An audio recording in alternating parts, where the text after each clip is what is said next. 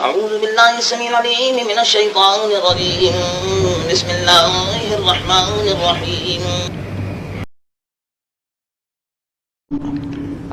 سيقول السفهاء من الناس ما ولاهم عن قبلتهم التي كانوا عليها قل لله المشرق والمغرب يهدي من يشاء إلى صراط مستقيم وكذلك جعلناكم أمة وسطا لتكونوا شهداء على الناس ويكون الرسول عليكم شهيدا وما جعلنا القبلة التي كنت عليها إلا لنعلم من يتبع الرسول ممن ينقلب على عقبيه وإن كانت لكبيرة إلا على الذين هدى الله وما كان الله ليضيع إيمانكم إن الله بالناس لرؤوف رحيم. قد نرى تقلب وجهك في السماء فلنولينك قبلة ترضاها فول وجهك شطر المسجد الحرام وحيث ما كنتم فولوا وجوهكم شطره وإن الذين أوتوا الكتاب ليعلمون أنه الحق من ربهم وما الله بغافل عما يعملون ولئن أتيت الذين أوتوا الكتاب بكل آية ما تبعوا قبلتك وما أنت بتابع قبلتهم وما بعضهم بتابع قبلة بعض ولئن اتبعت أهواءهم من بعد ما جاءك من العلم إنك إذا لمن الظالمين. الذين آتيناهم الكتاب يعرفونه كما يعرفون أبناءهم وإن فريقا منهم ليكتمون الحق وهم يعلمون. الحق من ربك فلا تكونن من الممترين ولكل وجهة هو موليها فاستبقوا الخيرات أينما تكونوا يأتي بكم الله جميعا إن الله على كل شيء قدير. ومن حيث خرجت فول وجهك شطر المسجد الحرام وإنه للحق من ربك وما الله بغافل عما تعملون. ومن حيث خرجت فول وجهك شطر المسجد الحرام وحيث ما كنتم فولوا وجوهكم شطرها لئلا يكون للناس عليكم حجة إلا الذين ظلموا منهم فلا تخشوهم واخشوني ولأتم نعمتي عليكم ولعلكم تهتدون. كما أرسلنا فيكم رسولا منكم يتلو عليكم آياتنا ويزكيكم ويعلمكم الكتاب والحكمة ويعلمكم ما لم تكونوا تعلمون فاذكروني أذكركم واشكروني ولا تكفرون. يا أيها الذين آمنوا استعينوا بالصبر والصلاة إن الله مع الصابرين ولا تقولوا لمن يقتل في سبيل الله أموات بل أحياء ولكن لا تشعرون ولنبلونكم بشيء من الخوف والجوع ونقص من الأموال والأنفس والثمرات وبشر الصابرين الذين إذا أصابتهم مصيبة قالوا إنا لله وإنا إليه راجعون أولئك عليهم صلوات من ربهم ورحمة وأولئك هم المهتدون. إن الصفا والمروة من شعائر الله فمن حج البيت أو اعتمر فلا جناح عليه أن يطوف بهما ومن تطوع خيرا فإن الله شاكر عليم. إن الذين يكتمون ما أنزلنا من البينات والهدى من بعد ما بيناه للناس في الكتاب أولئك يلعنهم الله ويلعنهم اللاعنون إلا الذين تابوا وأصلحوا وبينوا فأولئك أتوب عليهم وأنا التواب الرحيم. إن الذين كفروا وماتوا وهم كفار أولئك عليهم لعنة الله والملائكة والناس أجمعين خالدين فيها لا يخفف عنهم العذاب ولا هم ينظرون. وإلهكم إله واحد لا إله إلا هو الرحمن الرحيم.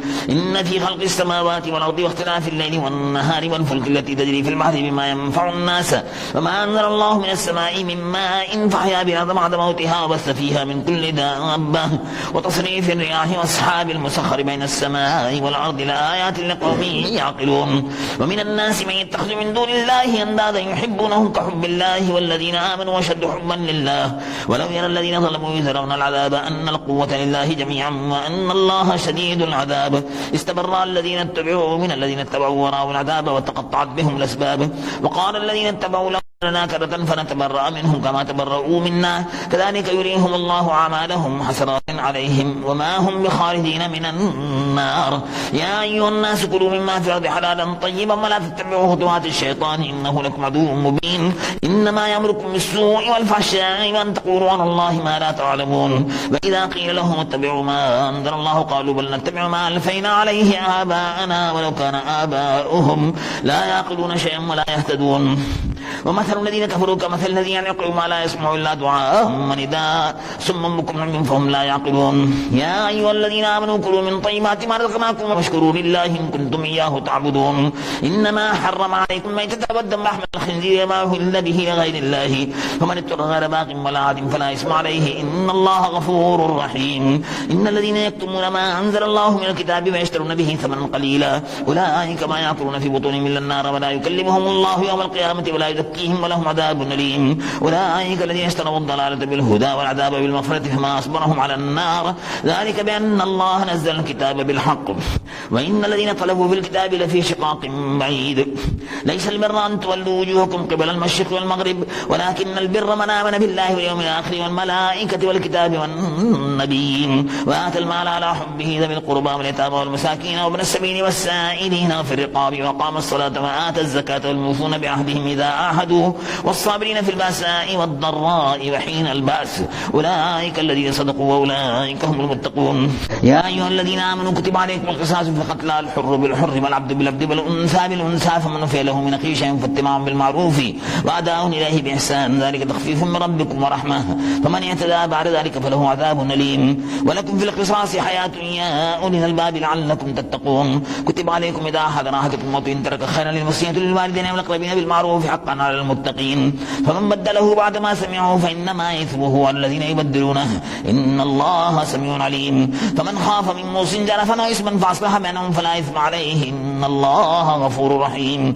يا أيها الذين آمنوا كتب عليكم الصيام كما كتب على الذين من قبلكم لعلكم تتقون أياما معدودات فمن كان منكم مريضا أو على سفر فعدة من أيام أخر وعلى الذين يطيقونه فدية طعام مسكين فمن تطوع خيرا فهو خير له وأن تصوموا خير لكم إن كنتم تعلمون. شهر رمضان الذي أنزل فيه القرآن هدى للناس وبينات من الهدى والفرقان فمن شهد منكم الشهر فليصم ومن كان مريضا أو على سفر فعدة من أيام أخر يريد الله بكم اليسر ولا يريد بكم العسر ولتكملوا العدة ولتكبروا الله على ما هداكم ولعلكم تشكرون.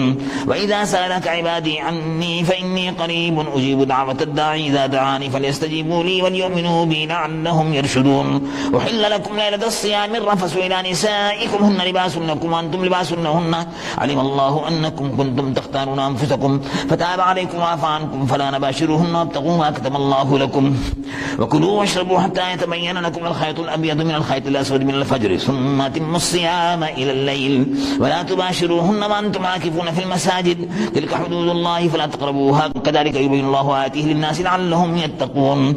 ولا تأكلوا أموالكم بينكم بالباطل وتدلوا بها إلى الحكام لتأكلوا فريقا من أموال الناس بالإثم وأنتم تعلمون.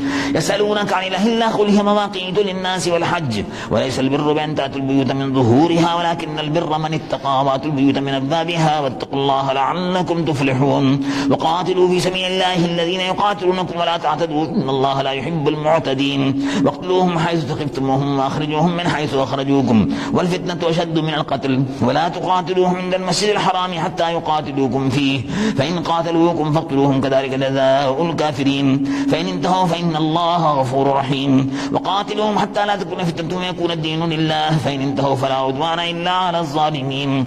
الشهر الحرام بالشهر الحرام والحرمات قصاص فمن اعتدى عليكم فاعتدوا عليه بمثل ما اعتدى عليكم واتقوا الله واعلموا أن الله مع المتقين. وأنفقوا في سبيل الله ولا تلقوا بأيديكم إلى التهلكة واحسنوا إن الله يحب المحسنين. وأتموا الحج والعمرة لله فإن أحصرتم فما استيسر من الهدي ولا تحلقوا رؤوسكم حتى يبلغ الهدي محله فمن كان منكم مريضا أو به أذى من رأسه ففدية من صيام أو صدقة أو نسك فإذا أمنتم فمن تمتع بالعمرة إلى الحج فما استيسر من الهدي فمن لم يجد فصيام 3 أيام في الحج وأسمة إذا رجعتم تلك 10 كاملة ذلك لمن لم يكن أهله حاضر المسجد الحرام واتقوا الله واعلموا أن الله شديد العقاب. الحج أشهر معلومات فمن فرض فيهن الحج فلا رفث ولا فسوق ولا جدال في الحج وما تفعلوا من خير يعلمه الله وتزودوا فإن خير الزاد التقوى واتقون يا أولي الألباب. ليس عليكم جناح أن تبتغوا فضلا من ربكم فإذا أفضتم من عرفات فاذكروا الله عند المشعر الحرام واذكروا كما هداكم إن كنتم من قبله لمن الضالين ثم أفيضوا من حيث أفاض الناس واستغفروا الله إن الله غفور رحيم. فإذا قضيتم مناسككم فاذكروا الله كذكركم آباءكم وأشد ذكرا فمن الناس من يقول ربنا آتنا في الدنيا وما له في الآخرة من خلاق ومنهم من يقول ربنا آتنا في الدنيا حسنة وفي الآخرة حسنة وقنا عذاب النار أولئك لهم نصيب مما كسبوا والله سريع الحساب. واذكروا الله في أيام معدودات فمن تعجل في يومين فلا إثم عليه ومن تأخر فلا إثم عليه لمن اتقى واتقوا الله واعلموا أنكم إليه تحشرون.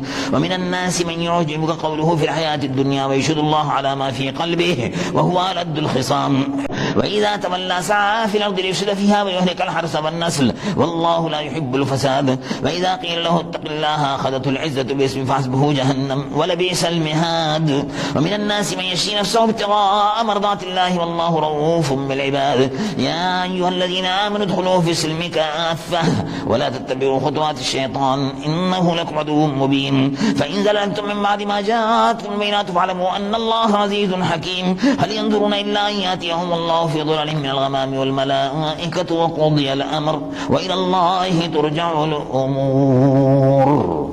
سل بني إسرائيل كما آتيناهم من آية بينة ومن يبدل نعمة الله من بعد ما جاءته فإن الله شديد العقاب. زين للذين كفروا الحياة الدنيا ويسخرون من الذين آمنوا والذين اتقوا فوقهم يوم القيامة والله يرزق من يشاء بغير حساب. كان الناس أمة واحدة فبعث الله النبيين مبشرين ومنذرين وأنزل معهم الكتاب بالحق ليحكم بين الناس فيما اختلفوا فيه وما اختلف فيه إلا الذين أوتوه من بعد ما جاءتهم بينات بغيا بينهم فهدى الله الذين آمنوا لما اختلفوا فيه من الحق بإذنه والله يهدي من يشاء إلى صراط مستقيم. أم حسبتم أن تدخلوا الجنة ولما يأتكم مثل الذين خلوا من قبلكم مستهم البأساء والضراء وزلزلوا حتى يقول الرسول والذين آمنوا معه متى نصر الله ألا إن نصر الله قريب. يسألونك ماذا ينفقون قل ما أنفقتم من خير فللوالدين والأقربين واليتامى والمساكين وابن السبيل وما تفعلوا من خير فإن الله به عليم. كتب عليكم القتال وهو كره لكم وعسى أن تكرهوا شيئا وهو خير لكم وعسى أن تحبوا شيئا وهو شر لكم والله يعلم وأنتم لا تعلمون. يسألونك عن الشهر الحرام قتال فيه قل قتال فيه كبير وصد عن سبيل الله وكفر به والمسجد الحرام وإخراج أهله منه أكبر عند الله والفتنة أكبر من القتل ولا يزالون يقاتلونكم حتى يردوكم عن دينكم إن استطاعوا ومن يرتد منكم عن دينه فيمت وهو كافر فأولئك حبطت أعمالهم في الدنيا والآخرة وأولئك أصحاب النار هم فيها خالدون. إن الذين آمنوا والذين هاجروا وجاهدوا في سبيل الله أولئك يرجون رحمة الله والله غفور رحيم. يسألونك عن الخمر والميسر قل فيهما إثم كبير ومنافع للناس وإثمهما أكبر من نفعهما ويسألونك ماذا ينفقون قل العفو كذلك يبين الله لكم الآيات لعلكم تتفكرون في الدنيا والآخرة.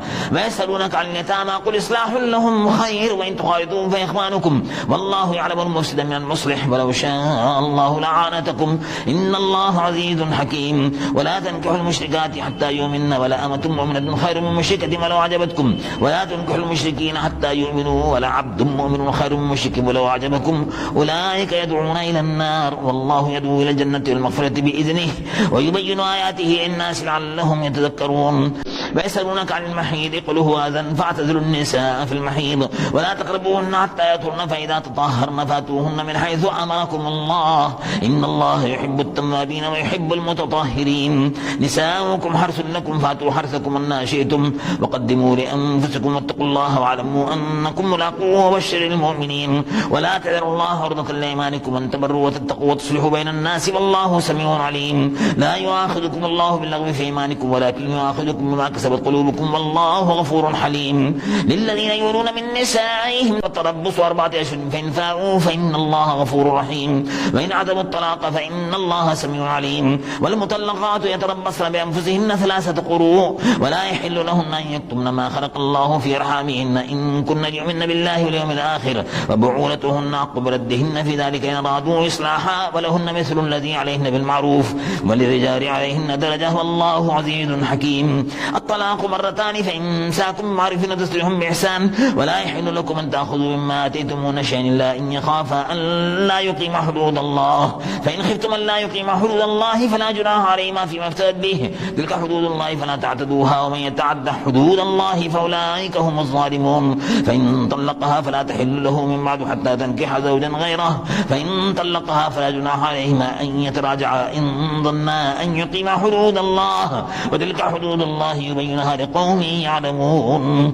وإذا طلقتم النساء فبلغن أجلهن فأمسكوهن بمعروف أو سرحوهن بمعروف ولا تمسكوهن ضرارا لتعتدوا فاحذروه ومن يفعل ذلك فقد ظلم نفسه ولا تتخذوا آيات الله هزوا واذكروا نعمة الله عليكم وما أنزل عليكم من الكتاب والحكمة يعظكم به واتقوا الله واعلموا أن الله بكل شيء عليم. فإذا طلقتم النساء فبلغن أجلهن فلا تعذروهن أن ينكحن أزواجهن إذا تراضوا بينهم بالمعروف وذلك يوعظ به من كان منكم يؤمن بالله واليوم الآخر ذلكم أزكى لكم وأطهر والله يعلم وأنتم لا تعلمون. والوالدات يرضعن أولادهن حولين كاملين لمن أراد أن يتم الرضاعة وعلى المولود له رزقهن وكسوتهن بالمعروف لا تكلف نفس إلا وسعها لا تضار والدة بولدها ولا مولود له بولده وعلى الوارث مثل ذلك فإن أرادا فصالا عن تراض منهما وتشاور فلا جناح عليهما وإن أردتم أن تسترضعوا أولادكم فلا جناح عليكم إذا سلمتم ما آتيتم بالمعروف واتقوا الله واعلموا أن الله بما تعملون بصير.